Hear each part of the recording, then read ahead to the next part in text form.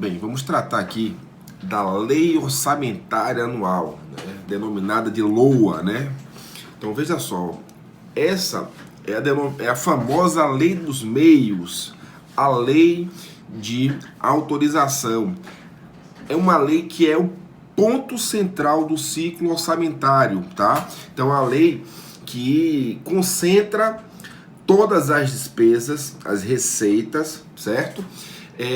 De modo que venha a evidenciar a política econômica financeira do governo, de modo que venha a evidenciar o programa de Estado, o programa de trabalho do Estado, certo? E tem previsão no artigo 2º da Lei 4320 de 64, tá? Então, a LOA é uma lei, digamos assim, que aponta, né, do iceberg do ciclo orçamentário, tá? Ela é a base de autorização para a realização de despesas nesse ciclo, certo? Veja só, uma coisa que se pergunta: se a LOA vai conter todas as despesas, todas as receitas, se ao longo de um exercício financeiro, tá, houver necessidade de realizar uma despesa a mais, ou seja, é possível a realização de despesas acima do limite, certo? Agora, toda vez que tiver necessidade de realização de despesa acima do limite, vai se utilizar o quê? Uma lei, certo? Para o crédito adicional. Então, vai se encaminhar ao Congresso uma lei específica para aprovação de crédito adicional, tá? Veja só, a LOA, ela compreende 3 orçamentos, tá? Orçamento fiscal, orçamento de investimento e orçamento de seguridade, tá? Sobre o orçamento fiscal, tá? É importante que se registre que é aquele orçamento atinente às despesas e receitas de todos os órgãos, de todos os poderes, exatamente da administração pública, tá? Então, na verdade, nele se estabelece os meios para o desenvolvimento das ações da administração pública, tá? Então, aí você inclui também a administração pública direta e indireta, tá? Então, é um orçamento que corresponde ao próprio funcionamento, tá, dos órgãos que compõem os poderes públicos, tá? Beleza, vamos então ao orçamento de investimento, tá? O orçamento de investimento é aquele que é relacionado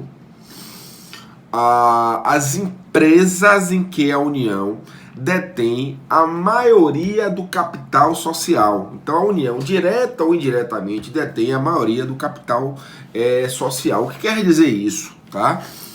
Quer dizer que é necessário que o orçamento de investimento tenha uma consonância com o PPA. Tá? Então ele versa bastante, tá, sobre a questão da movimentação econômica do país, tá? Então, se ele vai versar sobre esse ponto, sobre esse quesito, é necessário que eles tenham compatibilidade com o PPA. E também, quando se fala em investimento, não se pode dissociar da ideia de que é preciso, tá, se promover a redução de desigualdade entre as regiões, tá? Regiões aqui, né, que são exatamente as regiões do país, né, Nordeste, Sul, Sudeste, tá? Então é preciso que através exatamente desse orçamento de investimento se promova, né, se busque, tá, a redução de desigualdade entre as regiões do país, ok? Beleza, então vamos falar agora do orçamento de seguridade social, tá? Então, o orçamento de seguridade social, ele tem uma característica que é a própria composição dele, né? Porque ele é composto pela saúde, pela previdência social e pela assistência social. E digo mais, tem uma particularidade interessante sobre essa questão. Por quê? O orçamento de seguridade, ele é elaborado de maneira integrada, tá? Então você encaminha a proposta do orçamento de seguridade com os valores que são atinentes à saúde, previdência e assistência, tá? Assistência social. Porém, a execução deste orçamento, ela é descentralizada. Então, a Previdência executa exatamente aquela afetação de recurso que foi feita para ela. A assistência social realiza exatamente seu orçamento através daquela afetação de recurso que foi feita para ela. E a saúde também vai realizar a execução do seu orçamento com aquele recurso que foi destinado para ela. Então, a elaboração integrada e a execução de maneira descentralizada, certo? Mais um tópico importante também referente ao orçamento da Seguridade Social é que ele também deve guardar compatibilidade com as metas e prioridades da LDO, tá? Então, isso fica bem estabelecido no artigo 195, parágrafo 2º da Constituição, certo? Ainda sobre orçamento de Seguridade Social, queria dizer o seguinte: a Seguridade Social de Estado, Distrito Federal e Município não integra, tá, o orçamento da Seguridade da União, tá? Então, cada ente federativo, tá, ele, na verdade, é responsável pela sua própria seguridade. Tá? Quando esse ente, né, não institui o regime próprio de previdência, ele, na verdade, fica responsável pelo pagamento exatamente das contribuições previdenciárias à Receita Federal do Brasil. Tá? Então, ele não integra, tá, a base de composição do orçamento da União, beleza? Então, fica feita essa consideração sobre o orçamento de Seguridade Social. Vamos lá. Queria dizer sobre aquilo que a LOA deve conter. O que é que deve conter a Lei Orçamentária Anual? Vamos lá. Primeiro tópico, deve conter um sumário geral que vai estabelecer quais são as receitas e despesas de acordo com as funções do governo. Tá? Então, as funções que o governo vai realizar estão correlatas com as receitas e despesas que devem estar já estabelecidas no sumário geral na LOA. Segundo ponto que também é imprescindível, tá? Que é exatamente um quadro demonstrativo de receita e despesa, tá? Quadro demonstrativo de receita e despesa de acordo com a categoria econômica. Claro que este ponto é algo que a gente vai observar quando formos tratar das classificações das receitas e das despesas. Mas de antemão, o que é que eu posso antecipar para não ficar este vazio, tá? Com relação à categoria econômica, as receitas e despesas se subdividem em, tá, receitas e despesas correntes e receitas e despesas de capital. Tá? Então, as despesas e receitas correntes, elas estão associadas ao fluxo comum da máquina pública, né? Aquilo que não deixa de ter uma regularidade. Então, nesse quesito, nós podemos atribuir, né, ao rol de despesas e receitas correntes, por exemplo, com pessoal, pagamento dos servidores, tá? Os benefícios com seguridade, você não pode deixar, por exemplo, de pagar uma aposentadoria, isso já é considerado algo corrente, né? Você já tem uma previsão de que aquilo vai acontecer ao longo daquele exercício financeiro, tá? Pagamento de juros, que também você já tem uma previsão exata sobre aquilo que você vai pagar, tá? Por outro lado, as receitas e despesas de capital correspondem exatamente a algo exatamente que seja específico. Então nós podemos aí incluir nesse rol que as despesas que se realizam para a realização de obras, tá? As despesas que se realizam, por exemplo, para fins de amortização da dívida pública. Então nós temos essa subdivisão. E para esta subdivisão de categorias econômicas é preciso que isso fique muito bem detalhado em um quadro demonstrativo da Lua, tá? Outro quadro também que deve ter na Lua é um quadro discriminativo das receitas e das respectivas fontes na legislação. Ora, de onde advém exatamente as receitas para a administração pública? Pode advir exatamente, né, da própria máquina pública, que são as denominadas receitas originárias, da exploração da própria estrutura do Estado. Então nós temos aí compensação financeira, nós temos aí as locações dos imóveis públicos. Então a gente tem que demonstrar a origem, né? Qual é a base legal para fins de, digamos assim, fruição dessas receitas. E também nós temos as denominadas receitas derivadas, que são as receitas, né, oriundas da tributação, tá? Então ela depende exatamente do que? Da realização de alguns fatos, né, pelos cidadãos, pelos contribuintes e outra, né?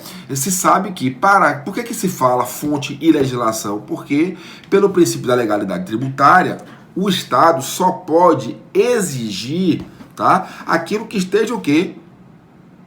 Instituído em lei, aquilo que esteja estabelecido em lei. Então você tem que apontar exatamente, né, de onde se originou aquela receita. Então, para isso, na Lua tem que existir o quê? O quadro discriminativo das receitas, tá? E as respectivas fontes com base na legislação, ok? Beleza. Temos um outro quadro também que compõe a Lua, que é o quadro referente à dotação por órgão do governo. Então, cada órgão do governo, ele tem a sua dotação, tá? Então, a administração pública, ela se subdivide em órgãos, tá? E esses órgãos têm as suas dotações especificadas, certo? Um outro item também de obrigatoriedade na composição da Lua é o quê? A fixação do volume total dos títulos de dívida agrária, tá? Então, os títulos de dívida agrária, tá, já devem ser fixados exatamente na Lua e já se deve apresentar todo o volume referente a estes títulos. Um outro ponto importante também que se refere a essa esfera, que é exatamente o que? A reforma agrária, tá? Então, para que se realize reforma agrária, é necessário que se aplique um montante de recursos para fins de realização da reforma agrária. E esse montante de recursos também tem que ser fixado na Lua, tá? Inclusive, queria que vocês pontuassem o artigo referente àquilo que eu estou falando, que é o 184, parágrafo 4º da Constituição Federal. Ele vai falar exatamente sobre este volume total de recursos que é utilizado na reforma agrária, certo? Ponto. Com relação a prazo, né? Veja, a Lua também ela tem competência privativa do Executivo, ela também é vinculada e ela tem um prazo para que seja encaminhada ao Congresso Nacional, tá? Este prazo, certo? É o prazo de 4 meses que antecedem o fim do exercício financeiro. Então se deve encaminhar até o prazo de 31 de agosto para o Legislativo, tá? Então, o Legislativo vai deliberar sobre esse projeto de lei orçamentária que foi apresentado e ele deve, na verdade, votar e aprovar até a última sessão legislativa, que acontece no dia 22 de dezembro, tá? Do exercício financeiro e com previsão no artigo 165, parágrafo 9 da Constituição, beleza? Então, já vamos tratar sobre exatamente a Lua e a Lei de Responsabilidade Fiscal. Vamos lá. Vamos falar aqui da LOA e da Lei de Responsabilidade Fiscal e os seus efeitos exatamente sobre a LOA. Tá? Queria falar exatamente de 4 efeitos que se derivam da Lei de Responsabilidade Fiscal com relação à LOA. Tá? Vamos lá. Previsão, né? Artigo 5º. Tá? Vamos lá. Primeira observação. É necessário se ter um anexo para se estabelecer a compatibilidade com os objetivos e metas previstos na LDO. Tá? Isso está no artigo 5º, no parágrafo 1º. Então, a LOA estabelece que a Lei de Responsabilidade Fiscal estabelece que a LOA deve ter um anexo e este anexo deve realizar esta compatibilidade com a LDO. Tá? Artigo 5º, parágrafo 1º. Segundo ponto que a Lei de Responsabilidade Fiscal traz. Deve existir um demonstrativo no que tange a concessão de incentivos, tá? Então, um demonstrativo relacionado à concessão de incentivos, tá? Regionalizado de efeito. O que quer dizer? Que esse demonstrativo sobre isenção de natureza financeira, orçamentária e creditícia, tá? Deve ter um norte, né? E esse norte está previsto lá no artigo 5º, inciso 2º, certo? Então, quando a gente fala regionalizado de efeito, é aquela análise que se faz sobre as determinadas regiões do país, tá? Então, demonstrativo regionalizado de efeito no que tange às isenções, tá? As concessões de incentivos, certo? Artigo 5º, inciso 1º. Terceiro item, tá? A Lei de Responsabilidade Fiscal, ela estabelece que na própria LOA deve se estabelecer medidas de compensação toda vez que ocorrer renúncia de receita. Então, se você vai renunciar à receita, você vai trazer um impacto negativo para as contas públicas. Então, de imediato, você já tem que apresentar o quê? Medidas de compensação. E não tem segredo. Como é que você vai realizar a compensação? Ou você realiza uma maior captação de recursos, tá? Ou você exatamente vai proceder um planejamento de redução das despesas, certo? Então, é importante que a gente tenha essa noção aí no que tange a renúncia de receita.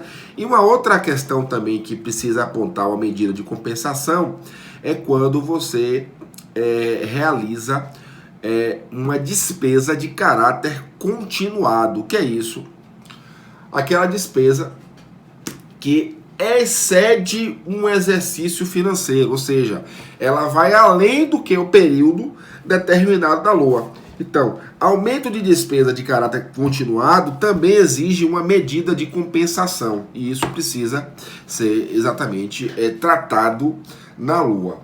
Além disso, toda lei orçamentária anual deve conter uma reserva de contingência.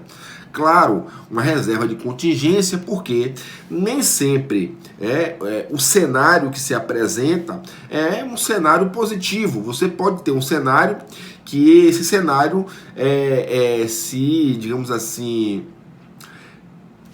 descortine uma possibilidade de risco fiscal. Tá? Então, toda vez que ocorrer uma necessidade diante de um risco fiscal ou de passivos contingentes, que você vai conseguir observar os passivos contingentes no anexo de risco, tá? Então, toda vez que se tenha esse cenário de risco, é necessário que você tenha o quê? Um saldo que possa realizar esse enfrentamento, né? Esse saldo é aquilo que a gente denomina de quê? De reserva de contingência, com previsão no artigo 5º, inciso 3º, letra B da Lei de Responsabilidade Fiscal, certo? Então veja que a LOA, ela na verdade é um instrumento de compromisso, né? Ela é um instrumento no qual o governo se compromete perante a sociedade. Então se diz que é o quê? Que é um plano de governo juridicizado, tá? É um plano de governo sob um manto jurídico de se estabelecer obrigações no que tange à executoriedade, né? Então, através da LOA você tem o quê? Operatividade e executariedade das metas fiscais, tá? Isso é muito importante que se deixe bem estabelecido. Queria tratar também de mais 3 regras da Lei de Responsabilidade Fiscal, certo? Veja, toda vez que as despesas forem para pagamento de dívida pública, ou toda vez que as receitas forem para atender exatamente, né, pagamento de dívida pública, isso obrigatoriamente deve constar na LOA. Então, toda vez que houver pagamento de dívida pública, despesa de dívida pública e receitas que se utilizem para despesas com fito de pagamento de dívida pública, deve constar na LOA, tá? Agora, o refinanciamento de dívida pública, veja, refinanciamento de dívida pública deve constar, porém, em uma lei específica, tá? Deve constar em uma lei separada, que a gente fala que é o quê? Uma lei para que contenha o quê? Crédito adicional. Por que crédito adicional? Porque eu estou falando de quê? De refinanciamento de dívida pública, certo? Primeira regra. Segunda regra, toda vez que a gente fala de atualização monetária na Lei Orçamentária Anual, na LOA, tá? Esta atualização orçamentária, ela não pode exceder o índice que foi tratado na Lei de Diretriz Orçamentária, na LDO.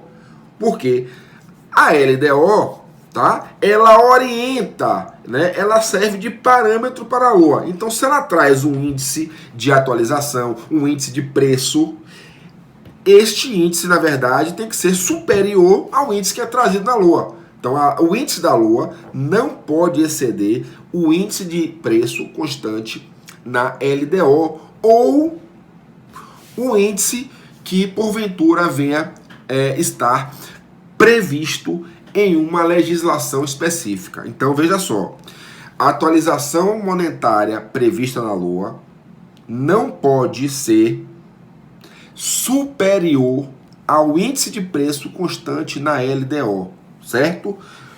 Deixa bem registrado aí essa observação, artigo 5º, parágrafo 2º, certo?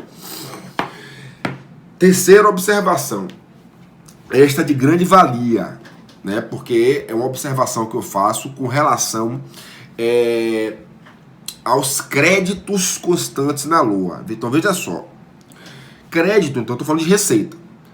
Não pode existir receita que não tenha o apontamento da finalidade específica, ou seja, não pode ter crédito sem finalidade específica, sem finalidade precisa, tá? Então você tem que apontar o quê? Este crédito tem esta destinação. Além disso, é vedado aquilo que a gente chama de dotação ilimitada. Ou seja, eu não posso afirmar que eu vou aprovar em uma lei orçamentária anual um crédito de 2 bilhões e não vou dizer exatamente em que este recurso vai ser aplicado, tá? Eu não posso dizer que eu vou aprovar um crédito para uma obra, tá? E esse crédito vai ser até o limite de gasto necessário para o fim dessa obra. Não. Eu tenho que estabelecer previamente quanto é que eu vou gastar, porque a minha dotação ela é uma dotação que deve ser limitada, ou seja, não existe dotação ilimitada que venha a constar na lei orçamentária anual, certo? Então esse é um ponto importante. Queria trazer mais uma observação também a se constatar, né, na lei de responsabilidade fiscal, certo? Veja, toda vez que se realizar um investimento que for necessário realizar uma dotação para investimento e esse investimento ele seja superior a um ano, certo? Este investimento que é superior a um ano, ele deve o quê? Estar autorizado no PPA. Então não se pode realizar uma dotação para investimento que supere um ano que não tenha inclusão no PPA. Veja, se não realizar a inclusão no PPA e se tiver dotação para investimento por mais de um ano, certo? O gestor vai incidir em crime de responsabilidade, tá? Crime de responsabilidade previsto no artigo 167, parágrafo 1º da Constituição Federal, certo?